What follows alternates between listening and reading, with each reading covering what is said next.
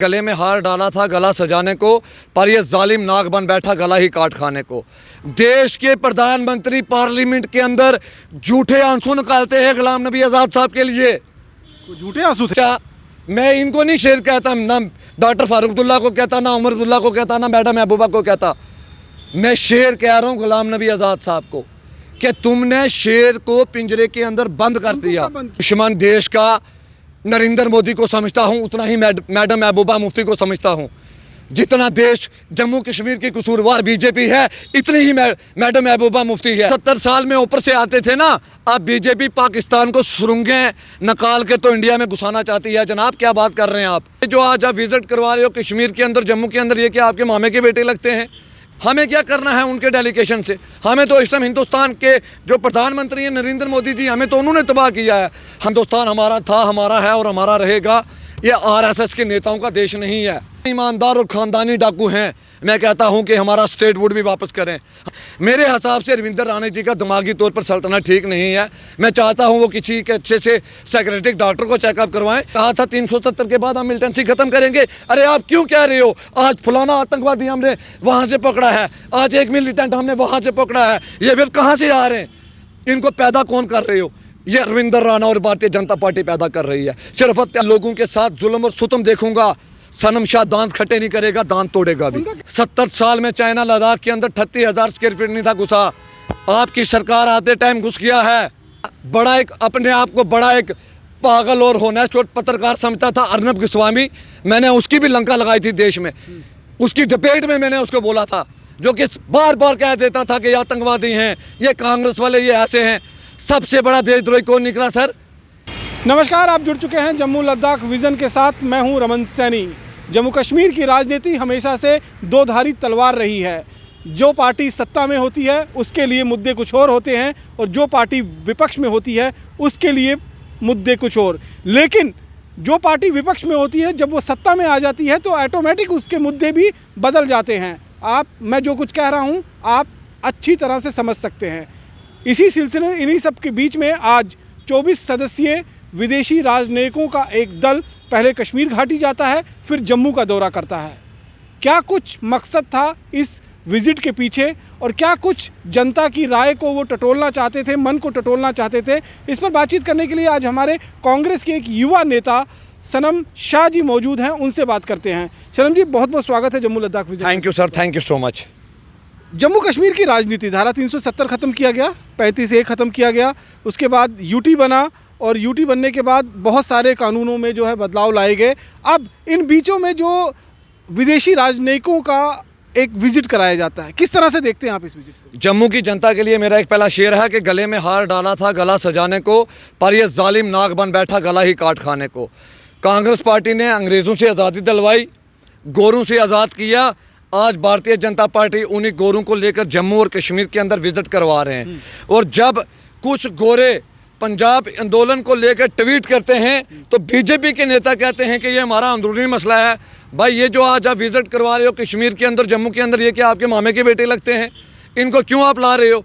आप बीजेपी के 10 या 15 लोग, 10 या 15 लीडर वर्कर मिलते हैं उनसे, तो वो कहते हैं कि जी जम्मू में सब ठीक चल रहा है, कश्मीर में सब ठीक चल रहा है। लीडर क्या किसी विपक्ष पार्टी ने जाके कोई डेलीगेशन उनसे मिला? नहीं मिला। हमें क्या करना है उनके डेलीगेशन से? हमें तो इस टाइम हिंदुस्तान के जो प्रधानमंत्री हैं नरेंद्र मोदी जी, हमें तो उन्होंने तबाह किया है। हमारा कौन होते हैं फैसला करने वाले? आज गोरे आके, जिन गोरों से कांग्रेस पार्टी ने देश को आज़ाद करवाया था, जिन गोरों से हमें आज़ादी दिलवाई थी, आज देश के प्रधानमंत्री उन्हीं गोरों को जम्मू कश्मीर में भेजते हैं और कहते हैं आप जम्मू कश्मीर के लोगों का जाके हालात पूछो। मैं तो कहना चाहता हूँ, अगर देश को बताना है बीजेपी को और देश के प्रधानमंत्री जी को, ये हिंदुस्तान हमारा था, हमारा है और हमारा रहेगा। ये आरएसएस के नेताओं का देश नहीं है। इस देश के लिए कई हिंदू और मुसलमानों ने बलिदान दिए हैं, कुर्बानियाँ दिए हैं। बच आज हमारी जम्मू कश्मीर को बदनाम करने के लिए जब से धारा 370 5 अगस्त जो काला दिन था, जो कि चंद डाकुओं ने हमें लूट लिया, 4 चीज़ें हमसे लूटी गई, 370 35A और 4G भी। उन लोगों ने 4G को वापस कर दिया है।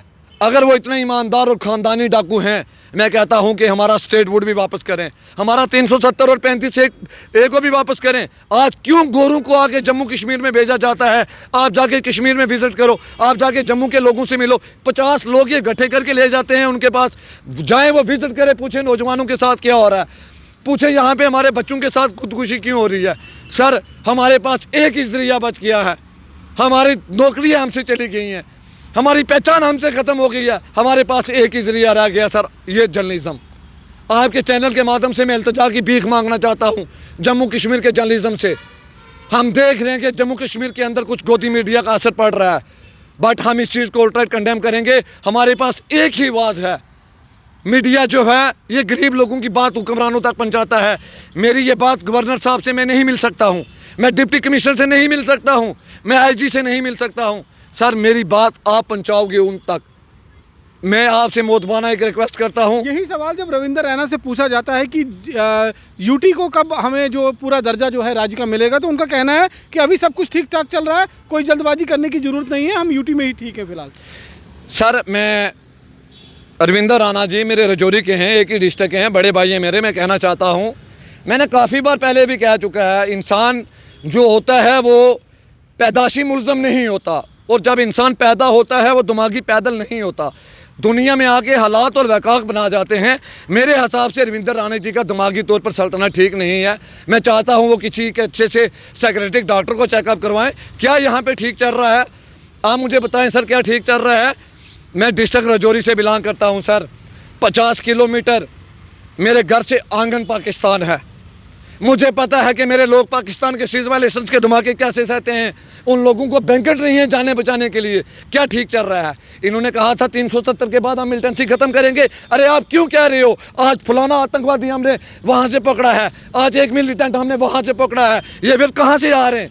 इनको पैदा कौन कर रहे हो? ये रविंदर राणा और भारतीय जनता पार्टी पैदा कर रही है, सिर्फ अपनी सत्ता पाने के लिए।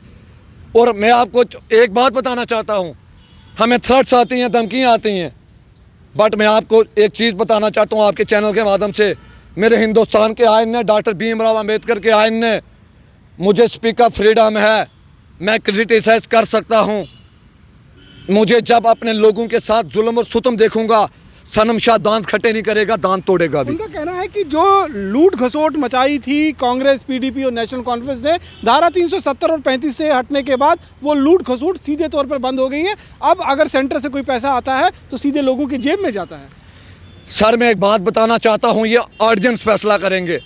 हमारा देश अंग्रेज़ों के गुलाम था, हमारे देश में 3 या 4 टेलीफोन थे, हमारे देश में 1 या 2 टेलीविज़न थे, हमारे देश में कोई भी किसी किस्म की भी कोई मशीनरी, कोई टेक्नोलॉजी थी नहीं थी। 70 साल लग गए थे सर कांग्रेस को देश बनाते बनाते, 70 साल लगाए हैं। हमने हिंदुस्तान को एक गुलिस्तान बनाया, जम्मू कश्मीर को एक गुलिस्तान बनाया। डिस्प्यूट है हमारा पाकिस्तान के साथ, हम मानते हैं, चाइना के साथ हमारा डिस्प्यूट है, मानते हैं। 70 साल में सर मैं कहना चाहता हूँ रविंदर राणा जी, आप अपनी दिमाग की बुद्धि ठीक करें। 70 साल में चाइना लद्दाख के अंदर 38,000 स्क्वायर फीट नहीं था घुसा, आपकी सरकार आते टाइम घुस गया है। पुलवामा अटैक 70 साल में इतनी किसी राजनीति ने नहीं कही। आपने पुलवामा अटैक करवाया अपनी सत्ता पाने के लिए, आपने बालाकोट अटैक करवाया अपनी सत्ता पाने के लिए।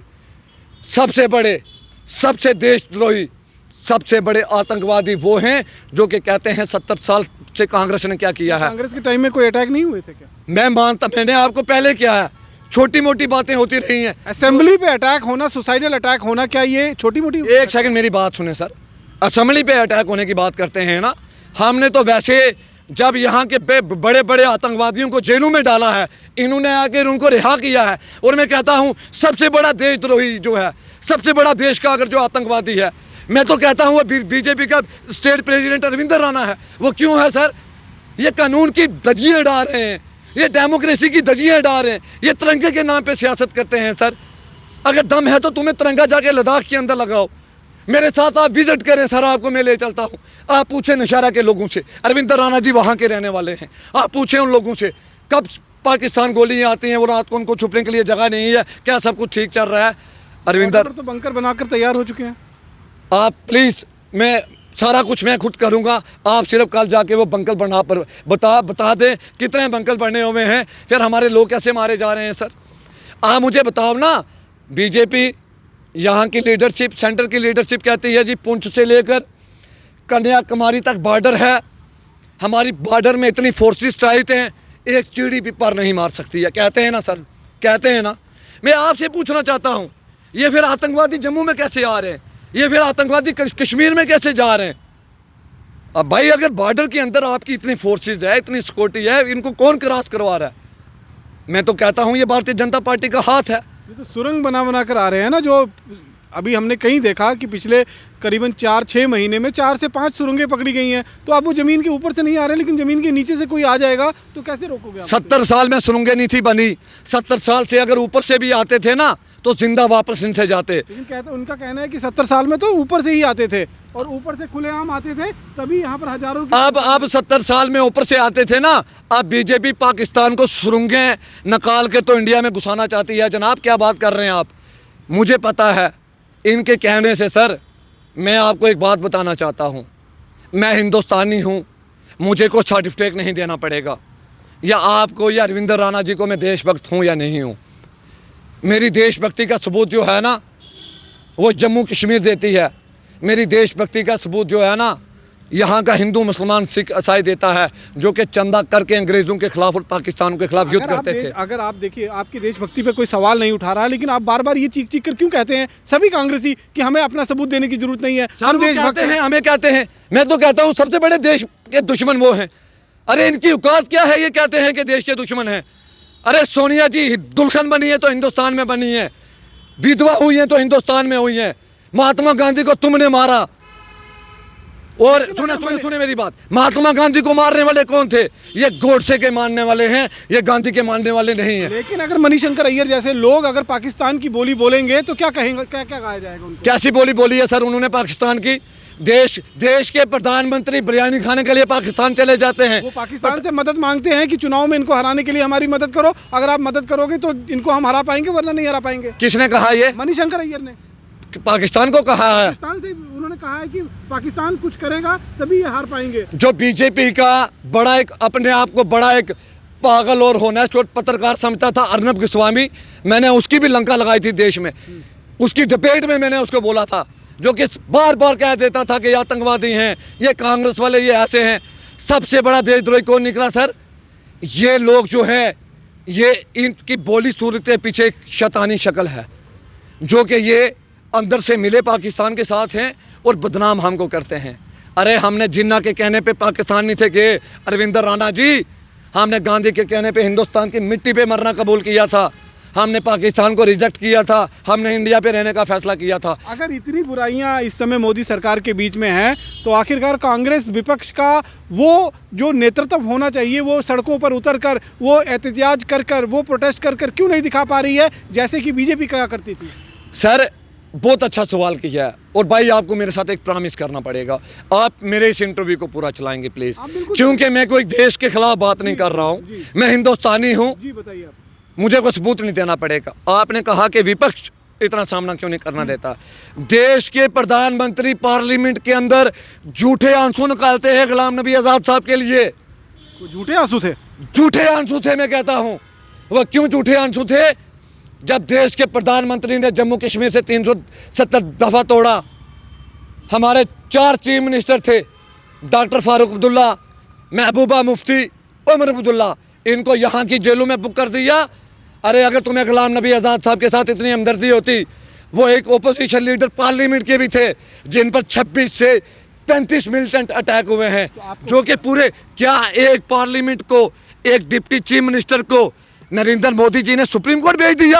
आप अपने घर जाएंगे, सुप्रीम कोर्ट जाएंगे? ये झूठे आंसू हैं सर, ये हम नहीं मानते। आपने कहा धारा 370 हटाते वक्त उमर अब्दुल्ला, फारूक अब्दुल्ला, महबूबा मुफ्ती को जेलों में डाला गया, तो आपको क्या लगता है कि अगर उन्हें खुलेआम छोड़ देते तो हजारों लोगों को मरवाया जाता? क्योंकि वो प्रोवोकेशन करते, वो लोगों को उकसाते, तो लोग सड़कों पे उतरते और हजारों लोग मारे जाते, तो वो कबूल था आपको?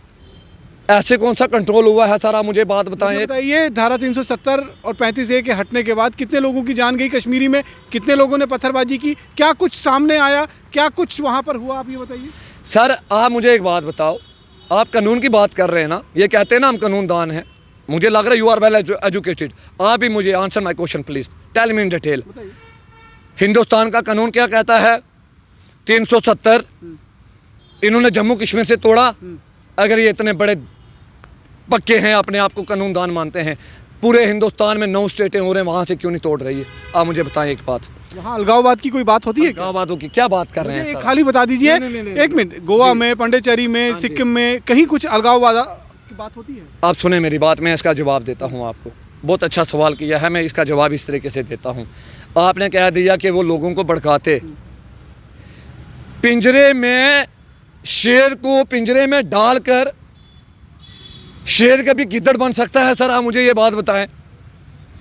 इन्होंने सोचा, मैं इनको नहीं शेर कहता, ना डॉक्टर फारूक अब्दुल्ला को कहता, ना उमर अब्दुल्ला को कहता, ना मैडम महबूबा को कहता, मैं शेर कह रहा हूँ गुलाम नबी आज़ाद साहब को, कि तुमने शेर को पिंजरे के अंदर बंद कर दिया। बंद किया गया? वो तो पार्लियामेंट में थे, दिल्ली में पार्लियामेंट में थे। गुलाम नबी आज़ाद साहब को आने के लिए सुप्रीम कोर्ट की इजाज़त क्यों लेनी पड़ी? आप बताएं मुझे। ये कानून है। आपने यहाँ पे 370 तोड़ा, आपने यहाँ की मेन स्ट्रीम लीडर से पूछा, आपने यहाँ की लीडरशिप से बात की, पार्लियामेंट से पूछा। पार्लियामेंट में सभी के नुमाइंदे हैं, नेशनल कॉन्फ्रेंस के भी नुमाइंदे हैं, पीडीपी के भी नुमाइंदे हैं, कांग्रेस के भी नुमाइंदे हैं, और मेजॉरिटी के साथ राज्यसभा और लोकसभा में बिल पास हुआ। देश के प्रधानमंत्री एमएलए बनकर पीएम बनते हैं या पीएम बन के एमएलए बनते हैं। उस टाइम महाराजा हरि सिंह जी के साथ इंस्ट्रूमेंट ऑफ क्या हुआ था कि जब भी 370 के साथ हमारी ज़मीनें कम थी, हमारे पास नौकरियाँ नहीं थी, एक वादा हुआ था। महाराजा हरि सिंह जी को आप मानते हैं? बिल्कुल। अरविंदर राणे से जाके पूछना, वो कहेगा मैं महाराजा हरि सिंह जी को नहीं मानता, मैं गोडसे को मानता हूँ। महाराजा हरि सिंह जी ने उस टाइम जम्मू कश्मीर एक मुस्लिम मेजोरिटी स्टेट थी सर, मुस्लिम मेजोरिटी स्टेट थी ना। इसको महाराजा हरि सिंह जी ने 370 के लिए कमिटमेंट हुए। इन्होंने कानून की धज्जियाँ उड़ाई हैं या नहीं उड़ाई हैं? आप मुझे इस चीज़ का जवाब दें।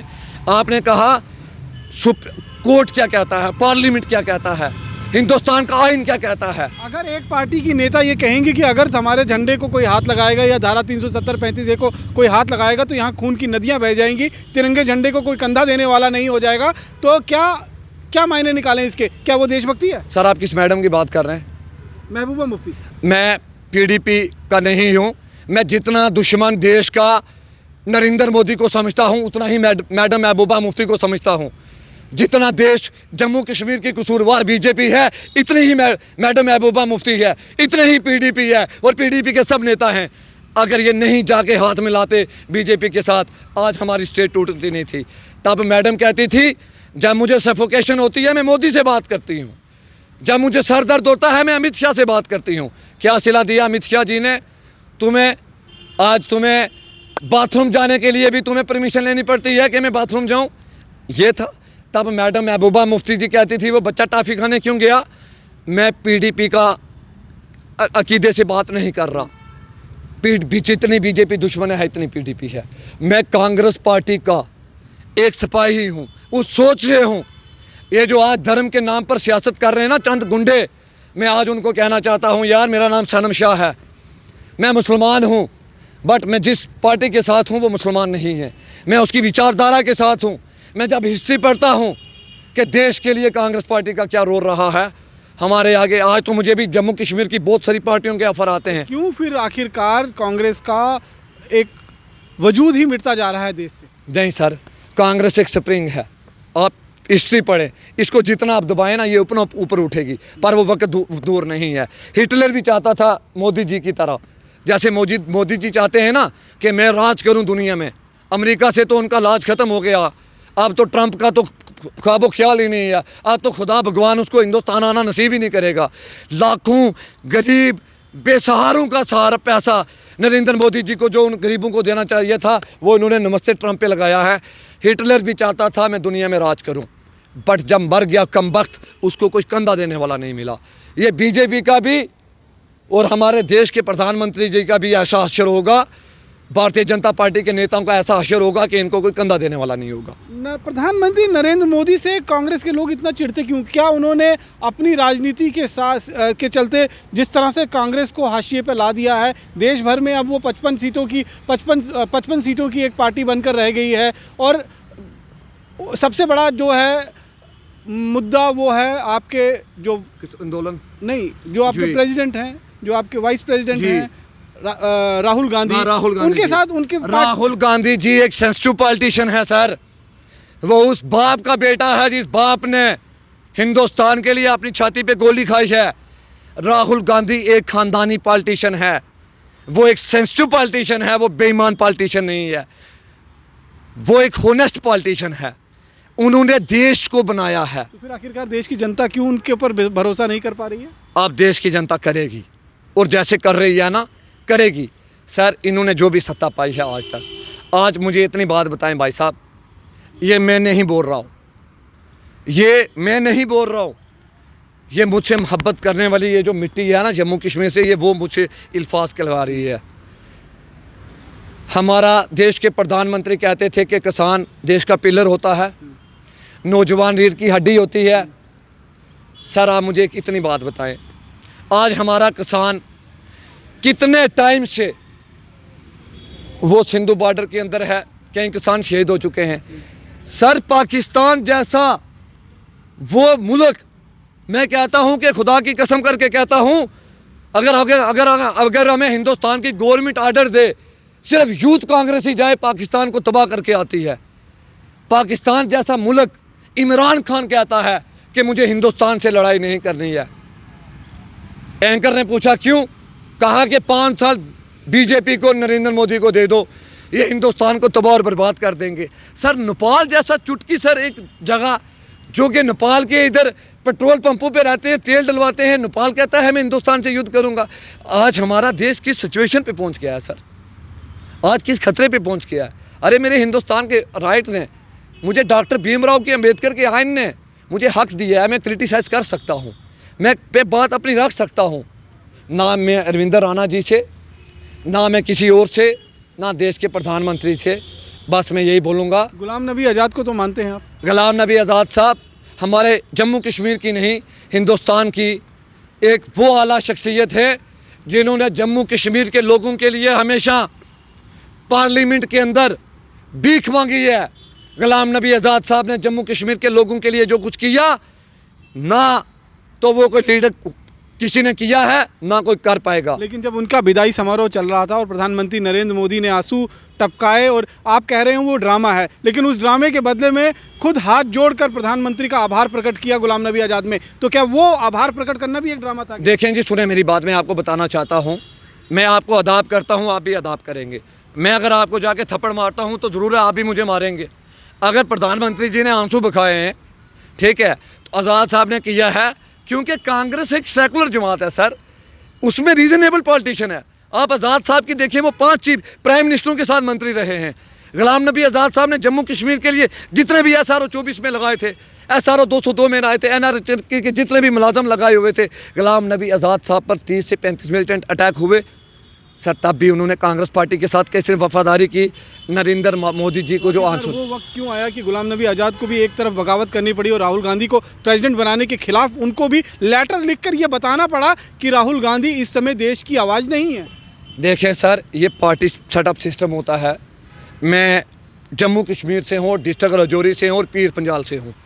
मैं छोटी मुँह और बड़ी बात नहीं करूँगा, ये पार्टी हाईकमांड का फैसला है। रही बात ये बीजेपी प्रोपोगंडे करती थी, मैंने सुन रहा था अरविंदर राणा जी भी कह रहे थे कि आज़ाद साहब जल्दी कांग्रेस को छोड़ रहे हैं, पर मैं अरविंदर राणा जी को आज बताना चाहता हूँ सर, शायद आपको भी नहीं पता होगा क्योंकि हमारे सोर्सेज भी हैं।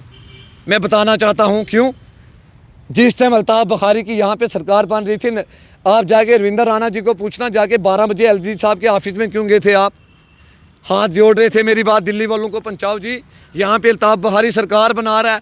क्योंकि सर ये कहते हैं हम कल टूल प्लाज़ा को जड़ से उखाड़ के फेंक देंगे। सर दूसरे दिन टूल प्लाज़ा लग जाता है। अरविंदर राणा जी को मैंने चैलेंज दिया, आधे घंटे के लिए आप 4G खुलवाओ, ठीक है, सुनते रहना मेरी बात आप। रविंदर राणा जी की स्टेटमेंट आती है 7-8 दिन के अंदर जम्मू कश्मीर में 4G हम चला रहे हैं। सर 7-8 दिन तो दूर रहे, 6 घंटे के अंदर अंदर चल गया। सर इनको दिल्ली में खुद नहीं कोई सेटअप में लेता, इनको दिल्ली में कोई खुद नहीं सीरियस लेता। उनको पता है लगे हुए हैं, टाइम पास कर रहे हैं। बीजेपी में आप खुद देखें, वो इनकी एक बीजेपी की लीडर है एक मैडम, क्या नाम है उनका, अदिति शर्मा, वो कहती हैं कि मैं बीजेपी के ऑफिस में नहीं जाती। बीजेपी में खुद कितने बड़े इख्तलाफात हैं, इनको क्या पता सर सत्ता का, सर सत्ता लेकिन किसको आपको ये- कहते हैं? अगर आज मैं आपको साफ नियत और साफ नीति से आपसे ये मैं पूछूं, साफ दिल से ये पूछूं कि क्या आपको लगता है कि धारा 370 और 35 ए हटने के बाद जम्मू कश्मीर में एक विकास की बयां जो है वो चलना शुरू हुई है, कुछ एक काम ऐसे होने लगे हैं जो पिछले 70 सालों में नहीं हुए?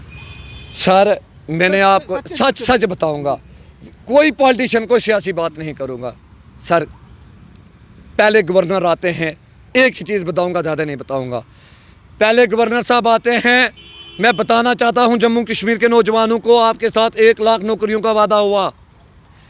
जब वो टिकट पहुंच के दिल्ली पहुंचते हैं, दूसरे गवर्नर साहब आते हैं, आते ही यहाँ पे कहते हैं यहाँ के नौजवानों को 50,000 नौकरियाँ मिलेंगी।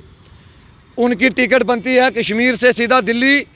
ये जनाब मनोज सिन्हा सर, जनाब ये 25,000 पर लटके हुए हैं। क्या विकास हुआ है सर? आप मुझे ये बात बताएं ना।